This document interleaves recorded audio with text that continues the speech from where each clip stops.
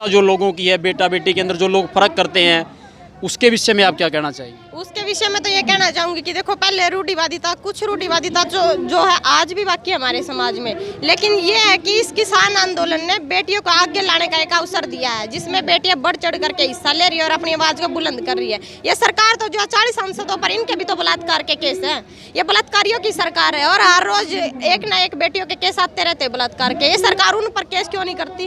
जो ये निर्दोष ये किसान बैठे हैं, इन पर अपने जो हथकंडे अपनाकर इनको गिरफ्तारियां करने की जो ये सरकार सोच रही है, तो उन बलात्कारियों पर गिरफ्तारी क्यों नहीं करती है सरकार? उन पर 307 क्यों नहीं लगाती? अरे शर्मसार है ऐसी सरकार के लिए जो आज किसान आंदोलन में जो बेटी बढ़ चढ़कर अपने माँ बापों की फसल और नस्ल बचाने के लिए लगी है, उन पर 302 और 307 के मुकदमे ये सरकार लगाती है। शर्मसार हम ऐसे हमारे घटिया जो है मुख्यमंत्री है हरियाणा के और इस प्रदेश के जो प्रधानमंत्री इस देश के, हम ऐसे प्रधानमंत्री के शर्मसार हैं जिन्होंने बेटी बचाओ बेटी पढ़ाओ के नारे तो दिए, लेकिन बेटियों के इंसाफ के लिए आज तक उन्होंने एक कदम नहीं उठाया। ये सिर्फ नारा बनकर रह चुका है ये बेटी बचाओ बेटी पढ़ाओ।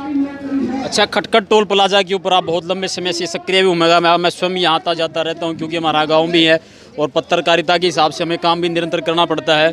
तो खटखट टोल प्लाजा की यदि बात करें तो कहीं भी हम जाते हैं तो खटखट का नाम सुनते ही लोगों के रोंगटे खड़े हो जाते हैं, क्योंकि किसान आंदोलन में खटखट की भूमिका वो बहुत सक्रिय है और सबसे ज़्यादा अग्रणी भूमिका में खटखट सारी जगह जो है खड़ा भी नजर आता है। तो इसके विषय में आपको इस विषय में आप क्या कहना चाहिए? इस विषय में मैं ये कहना चाहूंगी, सबसे ज्यादा धोखा जो है उचाना वालों के साथ हुआ है, क्योंकि जो दुष्यंत चौटाला यहाँ के विधायक बनकर उन्होंने इनकी पीठ में खंजर घोंपने का काम किया। जिनके घर में जिसी थाली में खाया इसने उसी थाली में छेक किया। और आज जो है सबसे ज्यादा मैं कहूंगी कि सबसे ज्यादा चोट उचाना हल्का वालों को लगी है, क्योंकि उन्होंने किसान के नाम पर वोट ली थी, इनके बेटा बेटियों के नाम पर वोट ली थी कि हरियाणा में युवाओं को रोजगार दिलवाएंगे, लेकिन आज उन्होंने कुर्सी के लालच में इन किसानों के साथ भी धोखेबाजी की और इस देश और इस प्रदेश के युवाओं के साथ भी धोखेबाजी की। जो इन्होंने वायदे किए थे वो अपने वायदों पर खरे नहीं उतरे। तो इसलिए हम दुष्यंत चौटाला का हरियाणा के खट्टर से भी ज्यादा जो उसका विरोध करेंगे, क्योंकि इसने ये बोला था कि इसको जमुना पार भेजेंगे खट्टर को, और खुद ही जाके उसकी गोदी में बैठ गया। तो शर्म आनी चाहिए ना दुष्यंत चौटाला को। शर्मसार है ऐसे डिप्टी सीएम के लिए। अच्छा बहन जी, आपसे एक सवाल जरूर लेंगे यहाँ चलते चलते। अभी बहन जी जो जिक्र कर रही हैं वो राजनीतिक व्यक्तित्व की बात कर रही हैं, जिन लोगों ने खास करके उचाना ब्लॉक का जो ये एरिया था, जिन लोगों ने उसमें मतलब देवीलाल की छवि दिखा करके सत्ता में बैठने का काम किया, लोगों ने भावुकतावश देवीलाल की छवि उनमें देखी और उनको जो है 10 सीटें जो है इस उचाना के क्षेत्र ने उनको दे भी दी और उसी का सहारा लेकर के डिप्टी सीएम वो बन गए। परंतु वर्तमान में सबसे ज़्यादा तंग यदि किसी व्यक्ति ने किया किसानों को, खासकर दुष्यंत चौटाला का नाम और सबसे शीर्ष में आता है, उन लोगों को कैसे सबक सिखाया जाए? देखिए, उन लोगों को वैसे तो किसान आंदोलन जिस दिन शुरू हुआ था ना, उसी दिन सबक सिखाया गया था, क्योंकि ये सबको पता है जिसकी शुरुआत ही गलत हो ना, उसका मतलब अंत तो बहुत निकम्मा ही होता है। तो हमने इस दुष्यंत को बता दिया तेरी शुरुआत और अंत हो चुका है, 7 पीढ़ी तक भी दोबारा ये राजनीति में नहीं आ सकता, क्योंकि इसने इतना गलत काम किया हमारे किसान भाइयों के साथ। अरे पहले तो घर आके तू पैर पकड़ता था, अब हम जाते हैं तो हमारे ऊपर लाठियां डंडे बरसवाता है, हमारे ऊपर केस करता है। तो मैं दुष्यंत साहब को ये बताना चाहती हूँ, भाई आपकी तानाशाही सरकार खत्म हो चुकी है, हम किसानों ने खत्म कर दिया है। बस ये तो समय की मतलब हम बाट देख रहे हैं भी कब खत्म होगा ये और कब इसको भगाएंगे। हमने अपनी तरफ से इसको भगा दिया है, क्योंकि ये दोहरी राजनीति लेकर मैदान में उतरा था और दोहरी राजनीति कभी नहीं चलती। वो बोलते ना अपना हरियाणा में धोबी का कुत्ता न घर का न घाट का, दुष्यंत का साथ वो काम हो गया है। ठीक, उसको हम अब दोबारा से नहीं घुसने देंगे। वो तो ये समझ लो मतलब शुरुआत से पहले ही अंत हो चुका है उसका। अच्छा, एक क्वेश्चन और आदरणीय बहन जी से लेते हैं, चूंकि आप यूथ हैं।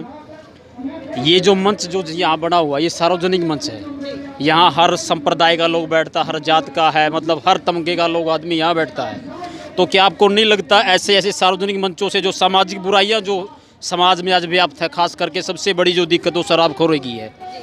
देश का प्रत्येक चौथा व्यक्ति आज वो शराबी है सबसे। और कमाल की बात आप देखिए, सरकार ने स्कूलों को बंद करके रखा परंतु ठेके सरकार ने खोल रखे हैं। तो क्या आपको नहीं लगता ऐसे मंचों से इन चीज़ों को उठाया जाना चाहिए? जी, उठाया जाना चाहिए। हम इन बातों के लिए जो है पुरजोर विरोध कर रहे हैं। और मैंने एक कदम और भी उठाया, जो हमारे उचाना नरवाना इन हल्कों में जो लाइब्रेरी अलॉट हुई है, तो बच्चे जब स्कूल खुलेंगे तभी तो लाइब्रेरी का फायदा है, किताबें पढ़ेंगे बच्चे। हमने स्कूल खुलवाने के लिए भी जो है अध्यापकों का समर्थन भी किया है और करते भी रहेंगे। और जहाँ तक घेराव की बात होगी, ज्ञापन की बात होगी, हम अध्यापकों के साथ अपनी फसलों और नस्लों को बचाने के लिए डट कर खड़े हैं। तो बहुत बहुत धन्यवाद बहन जी हमसे बात करने के लिए। धन्यवाद भैया। और मैं तो एक ही मतलब मैसेज देना चाहती हूँ आपके चैनल के माध्यम से, भाई सभी वर्ग इकट्ठा होकर इस किसान आंदोलन में आओ। अध्यापक वर्ग, बैंक कर्मचारी, 4th क्लास, जो सरकार ने मतलब बैन कर रखे हैं ना, वह सारे किसान आंदोलन में आ जाओ।